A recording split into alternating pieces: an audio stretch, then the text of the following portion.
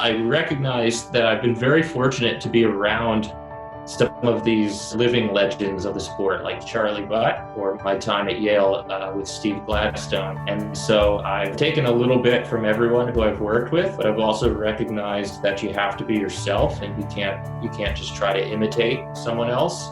And so I've tried to bring my own philosophies and my own ideas and my own interests to what I'm doing as well. The biggest influence has been my mother, because I had the opportunity, was approached to volunteer, and I said, I'm gonna do this. And I fell in love with it. And she influenced me to try it out when she found that professionally that would be a great fit. She's influenced me every juncture when I've had different opportunities. She's always been a very strong voice in knowing who I am, how I am, and where my right fit is. I really think about my family being so supportive, being behind me the whole way. I think about my past coaches, those who've guided me and mentored me along the way.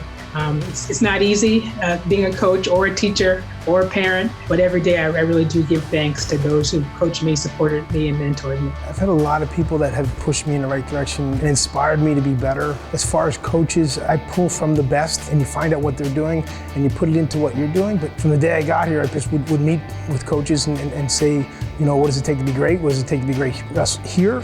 And then you figure things out as far as, you know, how it works here. My college coach, MORAWSKI, taught me what it was like to just have fun, just win, don't overthink it. But I like to think that as I get older, I'm constantly learning.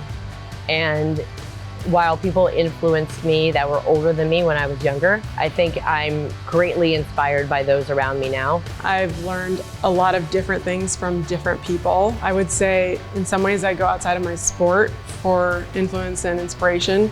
You know, honestly, I've paid a lot of attention to Penn State's wrestling coach just because of what they've done in such a short amount of time, and you know, some other examples like that. Ski racing is a really interesting sport because coaches tend to help each other, and so you can learn from people every day. The coaches in my league are some of the finest individuals in our sport, and it's amazing how well we all work together and we work off of each other. I learned a lot from mentors of mine, but then you keep learning as you go. My goal is to have the student athletes have a great, rewarding experience here at Harvard. Again, making that family, making you feel respect and valued as a person and a volleyball player, you're gonna get more.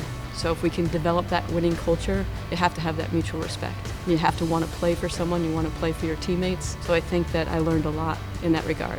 I would say Coach Cleary was, to me, someone I emulated as to what a college coach could be. And that is someone that promoted everything that the school was all about. Hey, do great in school, do great on the ice, because you want to be successful. It starts with having success in everything that you do, and really appreciate the fact that you get to represent such a great university and be accepting of everybody. And I think that's something that I think makes Harvard a special place and hopefully makes our teams, you know, have a great bond as well.